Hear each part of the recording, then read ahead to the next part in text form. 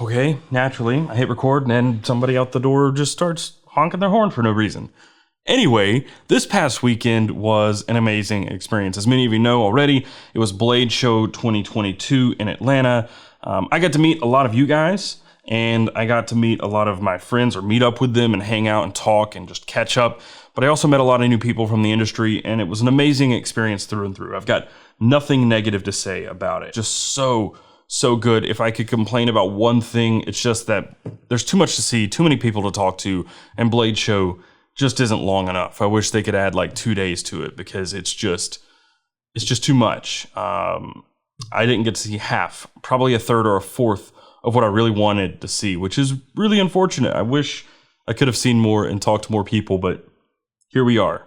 Regardless, every year I do a video talking about everything I got at Blade Show, and this year I came home with a lot of stuff. This cart is loaded with everything I got at the show, so that's what this video is about. I'm going to talk to you about everything I got, and because there's a lot of stuff, this video may go on a little long. I'm going to try to be brief. You guys know that is not my strong suit, so I'm going to do my best. But with that said, this is everything I got at Blade Show 2022, and let's do the damn thing.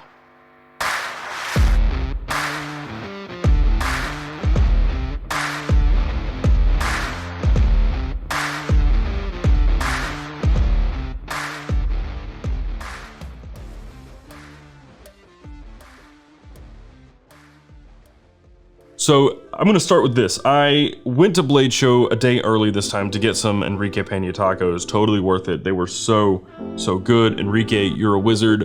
But while I was there, everybody's like, hey, what are you looking for? What are you hoping to get this year? What are you most excited for? And I had no answer at all. Nothing. Because I was the least prepared for Blade Show that I've ever been. I just got over being sick. We just finished moving on Tuesday. I left on Thursday. I didn't know where half my stuff was. I just threw what I had in a truck and headed to Atlanta with no plan. No plans for content, no plans for anything. Just go in without a plan, which that's kind of my thing anyway. But regardless, I didn't know. But as soon as I walked through the door on Thursday and was just kind of perusing around, I walked by one booth that I'm like, yes, I have to beeline here. I have to, and that was McNees. So I've been eyeing a PM MAC2 3.5 for quite some time. This is just a beefcake of a knife. It is a mid-tech knife. So that means that it is not a full custom, it's not a production, it's somewhere in the middle. So Jonathan McNees is doing work to these that you wouldn't see on a production. Production is basically get the knife, do some QC stuff, make sure it passes QC and ship. So he's either hand grinding these or doing customizations, which obviously that's happening here, but mid-tech is, there's just kind of a range of what mid-tech is. This is the atomic green and bronze finish. So it's anodized green, tumbled, and then anodized bronze, and it is so subtle, but when you see it in person, it just looks great. And the blade is actually tumbled a little more aggressively too, so it matches the handles. It's so good. It's a good size. It's very stout. In fact, this is substantial. It hurt my thumb for the first couple of days, and I couldn't even spidey flick it at first. It's just very tough. Great work. And this one is a Magna Cut version, which there's a lot of Magna Cut stuff this year. Just great American-made folder. I'm a big fan of these. Now, they are not cheap. This one was $500, $495 to be exact. Totally worth it, though. I'm very glad I picked up a MAC2 finally. The second booth that I knew I had to go to was Chris Reeve. It's a given. They're kind of right in the front, right in the middle of everything. And I talked to Tim a little bit before the show opened. Tried to get him to sell me a knife before and he wouldn't. I mean, I kind of figured, but hey, tried to pull that card, it didn't work. You got to shoot your shot, right? But I knew I wanted an Inkosi because I actually gave my Inkosi to Buffalo when he helped us out in Tennessee, and I had a Sabenza and an Umnumzan, and I no longer had an Inkosi, and I missed my Inkosi, so I knew I wanted something a little different this time just because I have drop point Sabenza, I have drop point Umnum. I wanted something a little different, so I went Insingo blade on the double lug Inkosi, and obviously it's a great knife. I don't think anybody's ever gonna argue with that. Just fantastic build quality, finishing, and I like the Inkosi more than the Sabenza. Fits my hand a little better, and happy to try out this new Insingo blade. Tim told me that this is their toughest blade, period. And then I had to get this one as well. This is new. This is the Backpacker, a fixed blade. These are an S45 EN, just like this one. I did hear maybe that these are going to come out in Magna Cut as well, but who knows. Natural micarta, they also had them in OD, and then there was a smaller one, which is actually on the flags that they were handing out to people who bought things.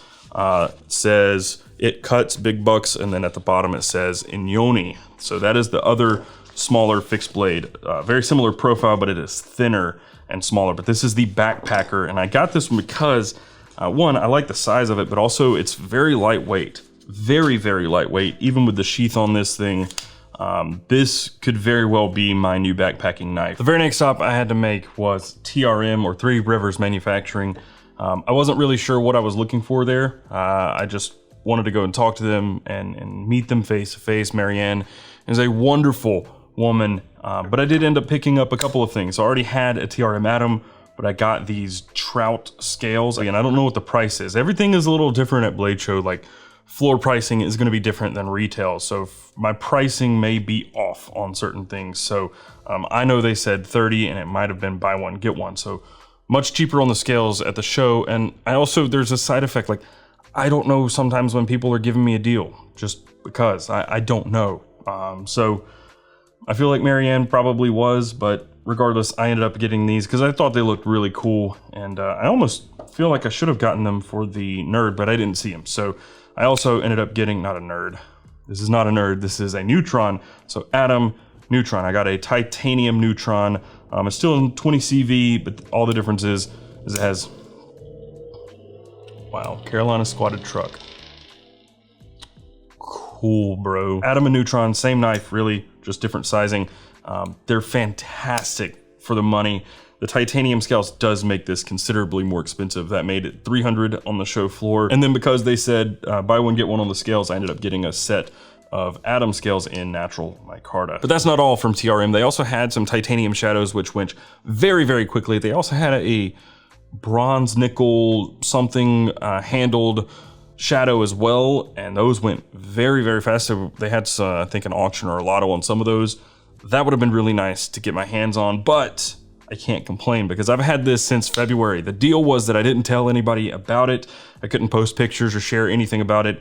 This is the burgundy micarta shadow that they launched at, or they released it at Blade Show. I didn't know that until I talked to Marianne, but yeah, so I have had this and carried it many, many, many days, but I couldn't say anything about it. It's been killing me. I had the burgundy micarta shadow. I think the shadow is the best knife from TRM. It's just so, so good. I love the blade shape. I love the size. I love the ergos, and getting the handles in micarta over that black G10. Very, very nice. Yeah, that's what I got from TRM. Continuing the same theme of very nice people, all of the German people I met while I was at Blade Show, so, so nice. Sam, or Raven the Pirate, you guys know him. Dave Svarte, Axel, who is the geek with the gear over on Instagram, Maxi, and Yannick, and Paul, everybody, all of them were so, so nice. But since we're talking about Germans, let's get into Daily Customs. This is a Daily Customs AK1. Now, they have a collaboration version of this with Boker, but this is a rework from the guy who designed it, Alex Kremer. And the reason that this one is different is because it's been reground. So typically it has a high saber flat grind. This is a full flat grind with a large swedge up here at the top. It's very, very thin and slicey. The blade steel on this is RWL 34, and then you can have it skeletonized and wrap the handle yourself. You can just take these handles off. These are just scales, basically.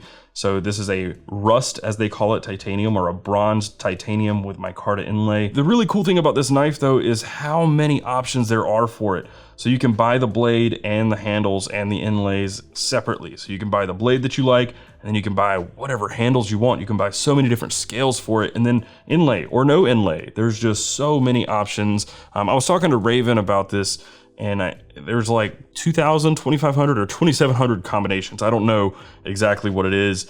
It's a lot, but this thing is just a really great EDC fixed blade size. And then he gave me this as well, which is the sheath that goes with it. And you guys know I prefer to carry my knives in a pocket sheath like this with a clip. Thank you, Yannick. This is so, so nice. He also threw in some micarta beads to match as well, in case you do want to throw it on a lanyard. So there's this big square one with, it looks like copper inlaid into the micarta. And then there are 2 just standard micarta beads as well. To continue, they threw in this as well, which is a set of 91mm Swiss Army knife scales in bronzed or rust titanium. And there's also hardware for a pocket clip, so you can take a Benchmade pocket clip and throw on here as well, so you can put a clip on your Swiss Army knife. I will be doing that. And then there's this, a Timascus cross shield or inlay with a slot for tritium. And then of course, they threw in the clip slip for this or a slip joint as well, from the same maker that made this one. Thank you again, Yannick and Paul. Paul, I'm getting to you next, but thank you all for being so awesome at the show and for all the kind gifts. It was too much, honestly. And speaking of Paul, it's Paul and Knife or Crowgear over on Instagram. This is what he threw in. This is the Don't Worry Stone, and it's just a little worry stone. So it's a titanium base, an OD green micarta body, and then a natural micarta inlay. And what's cool about this, same deal as with Daily Customs, you can piece this together and mix and match. You could have a base made out of brass. You could do a brass inlay. You could do a combination of all sorts of different materials, and it's just a cool concept. I missed these on the first drop. I was trying to buy one. I was a little slow on the draw, but so that is a Don't Worry Stone. And he also threw in some patches. I got a bunch of patches. Here's some. Obviously, there's my own, and I bought this Chris Reeve one. These are the ones from Paul, and then I got this Shirgorov one. Tom at Shirgorov, also super kind. I'm so glad I got to talk to him for a while. And since we're talking about patches, I had this in my bag too, and I don't know where it came from. Just this little 3D printed Nuck. I think this was also from Yannick. I think they just, it says "Be Nice" on the front. I can't see, I can't read what's on there. I think that's who it was from. I don't know. No idea. That's the thing. I got handed stuff left and right the whole show, so it was really hard to say what's from who sometimes. But speaking of patches, NotoriousEDC or Tom just kept slinging patches my way. So many patches at the show, but thank you, Tom, for all of the patches and for being a killer dude. So I also have this hat. Maybe I can just fill the hat with patches. I don't know who gave me this patch, but this hat was given to me by Dean over at Lautie, who is known for making these little fidgets. This one is called the Shuffle, and it is a titanium. No, it is not titanium. I'm just so used to saying it. This is a stainless steel and copper fidget. This is all it does. Just slides back and forth and clicks. Just a little slider fidget. You can do it kind of quiet if you don't want to annoy people. And then it's got this clicker function. So if you grab it on this side, you can get really annoying with it. One of the reasons I know it's not titanium is I could smell it. It doesn't smell like steel. It doesn't smell like copper or brass. It smells like Caswell steel blackener. I know what they did to this thing. I know how they patinaed this or blackened it just by the smell. Anyway, this is the Lautie Shuffle that I picked up. Just a cool little fidget toy, and happy I got to talk to Dean. We also cannot go without talking about Civivi and We Knife. As you can see, I'm wearing a We Knife hat. They tossed this at me on the last day of the show. Let's start with this one. This is the Mini Malice, and I believe this is fairly new.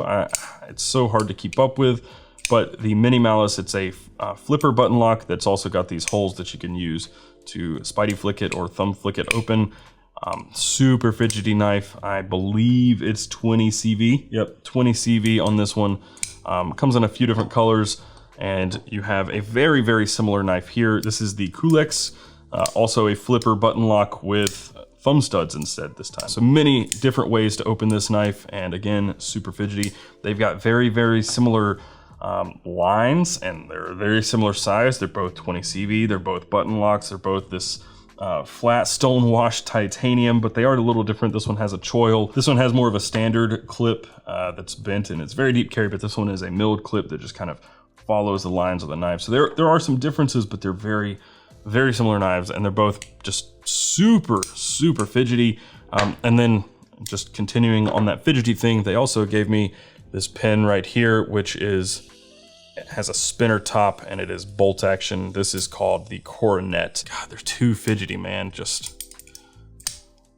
I can just sit here all day. I had trouble not flipping these like this the entire time I was driving home. Not two at a time, but just doing this the whole way home. It was hard not to do, you know. Next up, we have the Knafs Lander. This comes from Ben Peterson, formerly of Blade HQ, and this is his first solo project. So this is not WE branded. I don't even think it's made by WE. If I'm not mistaken, this is made by QSP.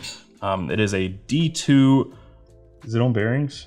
It is on bearings. This is a D2 thumb stud knife, liner lock on bearings. And the thing is, I told Ben this, I told him it is not meant as an insult whatsoever, because I really like this knife. Honestly, I don't know where the pricing is gonna be. Genuinely don't have a clue. I would imagine somewhere between 30 and 50 bucks if it's QSP and D2. But what I told Ben is that this really reminds me of like a Rat 2, but so much better, right? It doesn't have that weird thumb ramp. It's got very similar lines. And he pointed out to me that it doesn't have those like humps on the handles. It's very comfortable. It is a very good size. And it's got all the things that you would expect from Ben, right? It's got that Protec-esque clip. It's got killer action, right? It's not quite as fidgety as, say, the Banter or Baby Banter. And the other thing, just to note really quickly, that I don't want to forget about is the ability to hot swap the scales. So we can take all of this off without having to take the knife apart fully. You can throw a different scale on it. This is obviously 3D printed and not official because this is still a prototype. But thank you, Ben, for letting me check this out and spend some time with it, and for continuing to be innovative and one of the nicest guys around. Keep your eyes on Ben and Knafs, but also more specifically on the Lander, which is coming out in October. The knife company that's up next, I think they're one of the most interesting up-and-coming knife brands for a number of reasons. They have just super interesting and very clean design, just adequately priced, very adequately, or even aggressively priced in some cases, innovative in many different ways, and just fresh. They're just doing cool stuff. And these are what they wanted me to show you guys. And I'll go in more depth on A&V later on, but I'm impressed with what I've seen. I saw their stuff online, and I'm glad I finally got a chance to talk to Victor and get some hands-on time with these knives. But first up, we have the A100. And this is a Magna Cut version. I will say that pricing on these, it's so hard, because when I went onto their website and tried to convert from the Czech Republic currency to US dollars, it didn't really match up with Blade HQ pricing, so that conversion's just not totally accurate. Normally this comes with Sleipner steel, this has Magna Cut, so I don't know if this one's more expensive or what, or if it was a show exclusive, so I don't really know. But normally the A100 is gonna be like around $130 to $150, and it's gonna be, in my opinion, their take on a bug out. It is a super lightweight knife. Like the bug out, this is GRN, so it does have a little bit of flex in the handles, not a lot. You don't get it back here because you've got this kind of reinforcing backspacer, but there is just a little bit of flex, so if that's not your thing, they got other stuff for you as well, but it is incredibly lightweight. I also really like this big thumb stud. So it's almost like a thumb disc that's been rotated back to be a thumb stud, and it's only one-sided. That does bother me a little bit. I wish it were both sides, but that's the A100. The Z300, this one is their frame lock flipper, and this is on Teflon washers. I believe this one is too, but I can't tell, and I don't want to take this one apart because those Acta style locks are annoying, but action on this is really good when it's opening, and it's a little more hydraulic when it's closing. A great price. This is $240 originally. I paid $200 on the floor, but you get Sleipner steel. This one is coated. It can also come in, I believe it's a satin finish blade. Lots of different configurations on everything, and then they can also do this. I believe it's a similar knife, or maybe the same one, with a liner lock version with G10 instead of titanium handles.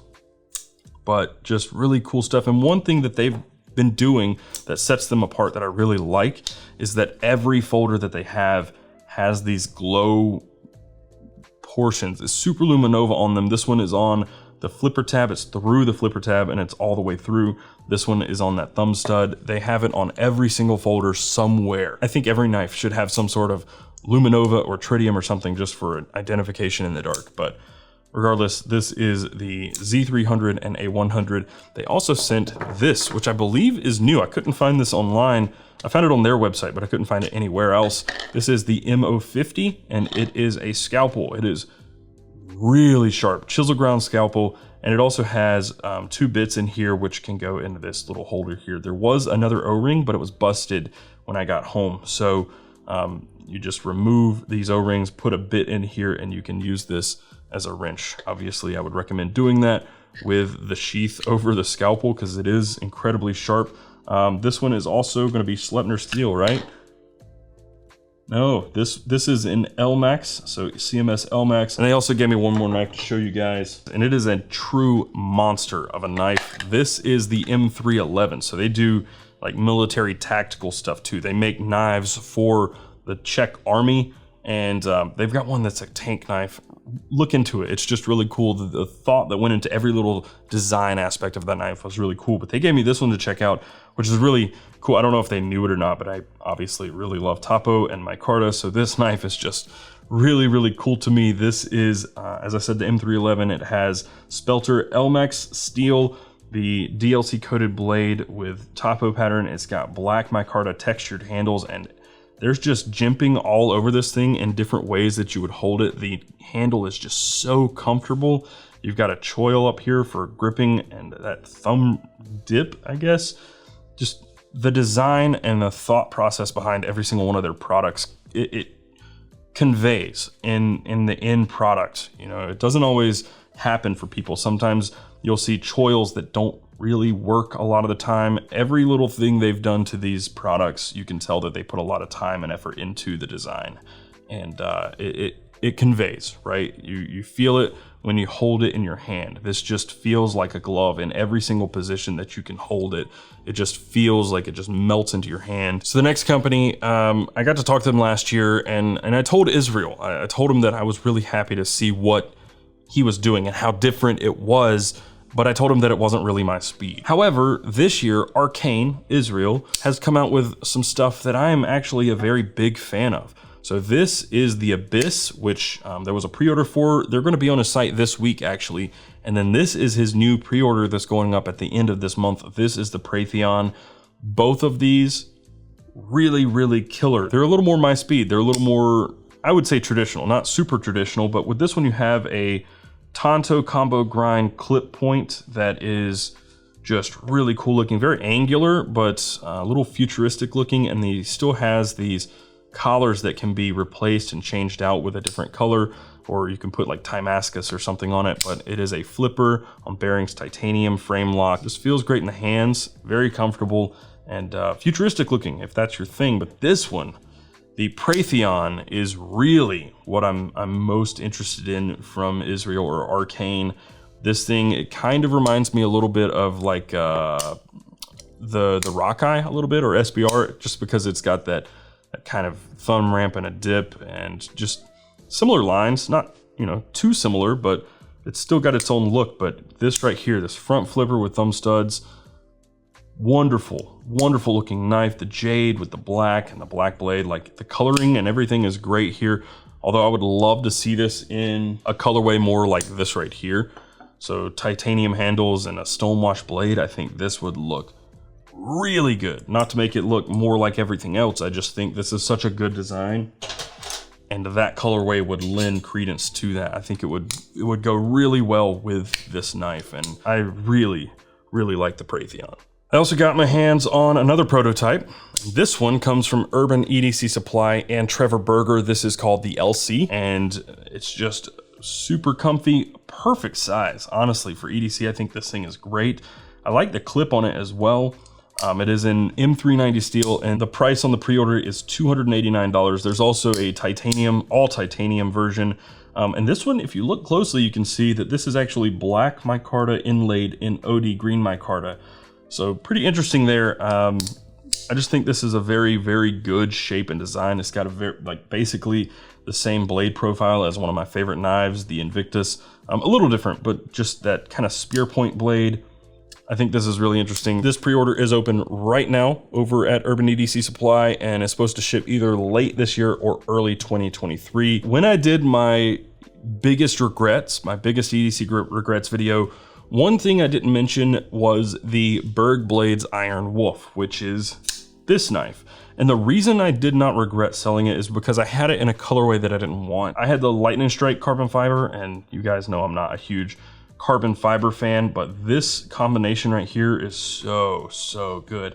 The only thing is I wish I had the blade from the other one, because this one is a very slight, but it is a Tonto blade, so it does have a little bit of a yokote, as they call it, right there, transition between this edge and the other. Regardless, I think this thing is really cool. It's a pocket machete. Honestly, it's like 9.5 inches or something like that. It's just a monster of a knife, but man, it just feels so good. The action is really good, and it's just a sick looking knife. And I'm glad I got this in this colorway. I get it, it's a little big for some people, but this is basically the Berg Iron Pup made much larger without thumb studs and with a flipper tab. So my perfect knife from Berg would be this with a drop point, no tanto, thumb studs, no flipper tab. But I've asked him if he'd do that, and he said no. Next one, I really like the guys from Wazoo. I've been in contact with them for a few years, but I really got to know them better at the Campfire Co-op after the breakdown in Tennessee. And the whole community around them, they've got this little community within the community, and it's just really, really neat. But these are two things that they wanted me to show to you guys. So I did a video a long time ago on a stash belt that had a zipper on the inside. This is the original, I believe, and this is a cache belt, and it has kind of ideas for what you can do. You've got food, fishing tackle, snare wire, a jerry stick, signaling, so there's like mirror storage, I think, inside the belt buckle or something. I don't know exactly how that works. And then they have this, which is the Adventure Kit. There's 23 tools inside here, and there is a lot of stuff, but this is all stuff to be put inside this belt or the cache hat. They have a cache hat. All right, not to tear it up. Okay, so you've got this matte gray buckle, which works like this. You just slide the belt in, clip it down, but along the entire belt, you've got this pouch, Velcro pouch. Yeah, all of this is like a storage pouch as well, right? So this opens up and you can store stuff in here that you wouldn't need to get to as easily because this is kind of clipped, right? See what I mean? You can put stuff in here and then clip it back down. So this Adventure Kit, the belt is $70. And then this Adventure Kit, I believe, is $110. So you get, looks like some duct tape. This looks like a little pocket chainsaw, I imagine. That's what it looks like, at least. This is some fishing line. This is some steel wire, which I'm sure you could use for snares or maybe even, well, this is fishing tackle right here. You've got hooks, safety pins, some weights. This is a plastic bag, I believe. And what is this? I'm not sure what this is. Sodium chloride, some twist ties, some heavier cordage. And then you've got like a few survival things in here, a little itty bitty compass, a small flashlight, and a whistle. That whistle is very, very, very, very loud. 2 tinder bundles. Their striker and the knife, so you can use this side to strike, and then this side is a very, very sharp ceramic blade. And then the loudest damn whistle I think I've ever heard. This is going to be very loud, but hopefully it's not so loud for you guys. You ready? God, it hurts my own ears. So then that little button compass, and then a mirror, which you can use to signal.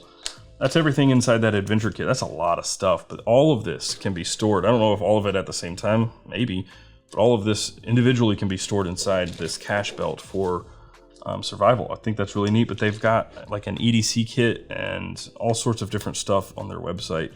Wazoo does some really, really cool stuff, and I'm excited to get this cache belt set up and try it out. Maybe I'll do a video on it, wearing it every day for 2 months or something like that, 6 months, I don't know. Keeping in that same vein, I think the first person that ran me down on the first day of the show was Kelso, BushcraftKelso, and he came and shook my hand. He said, "Thank you for doing that video. That was really cool." No, thank you, Kelso, for being an absolutely killer dude. This is his DIY neck knife sheath kit. So in that video about bushcraft that I did, I talked about his setups that he does with his neck knives, and what he has is some fat wood, one of these safety pins, and all that he forges himself out of, I think he said, some old hex wrenches. So that's really cool. A little glow stick so that you can find this thing if you drop it in the dark. A glow bead, a little ferro rod, ranger band, and a whetstone. So the Viking whetstone pendant from Wazoo. and he puts all of this on a neck knife. He stretches this around and crams all of this inside this Ranger band and keeps it all on his knife, which is really cool. You've got fire starter, you've got a little bit of illumination, not like illumination, but the ability to find this thing in the dark, and all, which can be improvised for a lot of different things. Safety pins, you got a little kit here that you can use for a lot of different stuff. And then he also gave me this, which is his, what does he call it? This is called the Food Fid. And what he says about this is a little bit awl, a little bit fork, and all the way awesome. He's a hilarious dude, and he makes some cool stuff, and his content is super entertaining. I really recommend you go follow him, especially if you're into the outdoors and bushcrafting stuff. But thank you for this, dude. This is really cool, and I'm excited to poke some things with this and maybe eat some peppers. First thing, actually, that Kelso ever did, he had improvised one of these out of a stick at Campfire Co-op, picked up a pepper that he made himself with a stick and just shoved it in my mouth. I'd never met the dude. He just walks up out of nowhere and he's like, here, try this. And I had no option. I mean, it was in my mouth by the time he said, here, try this. Anyway, funny dude, really cool, and thank you again, man. So the very last company I talked to was T.Kell Knives. They actually caught me after Ben had just given me the Lander, and yeah, they were just like, hey, we've been trying to get in touch with you. We want to get one of these in your hands and see what you think. So they showed me several different models, and obviously these guys are, I would say, a little more on like tactical fixed blades, big, heavy, military use fixed blades, but they have a couple of EDC models. These are two of them. This is the Combatant and the Raider, and they are tanks, and I don't mean that in a bad way. They're pretty heavy, right? They're not lightweight folders like this Daily Customs, right? This thing is lighter inside this sheath. This is a very lightweight fixed blade. This is not, look at the difference in the stock, right? This thing is a tank, and that's what it's intended to be. These feel like some of the most substantial fixed blades I've ever put my hands on, which is, I think, exactly what they're going for at T.Kell Knives. And both of these are out of the same blade steel. I believe it's high carbon 1095. But both of them are also coated, or at least plated, I believe is the technical word, with nickel boron. It's the same that you see in bolt carrier groups in firearms. I believe he said it's like 80 or 82 HRC for Rockwell hardness. So very, very, very tough coating that should stand up to some serious abuse. And both of these knives feel like they could handle some abuse. They're both extremely comfortable in the hand too. You've got this little bit of a kick out for grabbing it a little better with your pinky, and man, they told me to pick a knife like between these and a couple others to check out, and I held my hands out. I was like, look guys, I can't. They're both really sick. I don't know which one to try, and they ended up giving them both to me, which was too much. Again, like, you guys did not have to do that. Thank you so much. I'm really excited to use these. I have so many fixed blades now. I think I'm gonna have to start carrying fixed blades every day. I just have to, but really, really sick. Both of these are $200 as well, and the Raider is out of stock. I don't know about the Combatant. Combatant is in stock in some variants at least, so go check those out on their website. They're doing some really cool stuff, and it's just a little family operation. He said that he makes these in his basement every week, so that is really, really cool to see, and it seems like they had a lot of attention at this show, which is great. So thank you guys for letting me check these out, and you guys check out T.Kell Knives. I think that's almost everything. Just some other stuff. This is 52 Graves, I believe is what it was. A little Oreo looking thing, and it's like an indicator, right? It's glow. I can't show it because the light's in here, but it does glow. And it's just so you could like attach this to something and find it, but it's rubber. And I got a coin from Blade HQ, a little mermaid coin, but I think that's everything. That's a lot of stuff. That is a whole lot of stuff. Oh, and this, I just wanted to show you this because I said Tom at Shirogorov was super nice. He handed me this Shirogorov like metal sticker. He said they're extremely resilient. I don't know where to put this yet. My favorite pickup, the favorite thing I purchased at the show has got to be the MAC2 from McNees. This thing is a monster of a knife. It is all me, like in terms of style and appearances, aesthetics. This is my kind of knife, and I'm so glad I got it in this colorway. That gray and green looks so good together. This has got to be one of the favorite things that I was gifted at the show, the AK1 with the regrind and this sheath. It's so good. And you guys know, I carry fixed blades, but they've got to be in a pocket sheath like this.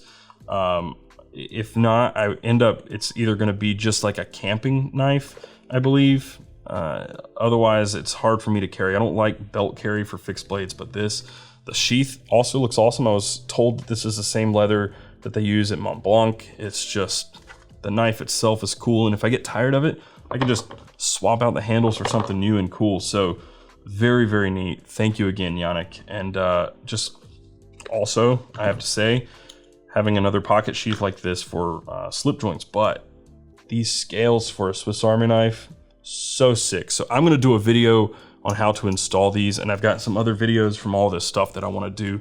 So keep your eyes peeled on the channel if you wanna see some other stuff regarding the things that I picked up at Blade. I didn't just pick up stuff to be like, look what I got.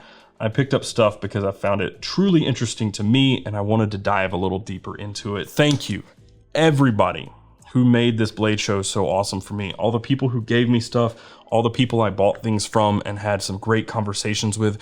Every one of you that came and shook my hands, thank you so, so much. I know this video is so long, so I'm gonna go. That's it. Everything that you saw in this will be linked down below. So if I missed anything, like who made the sheath and some other stuff, it'll all be linked down below. Thank you again, and I'll see you guys soon. Until then, carry on.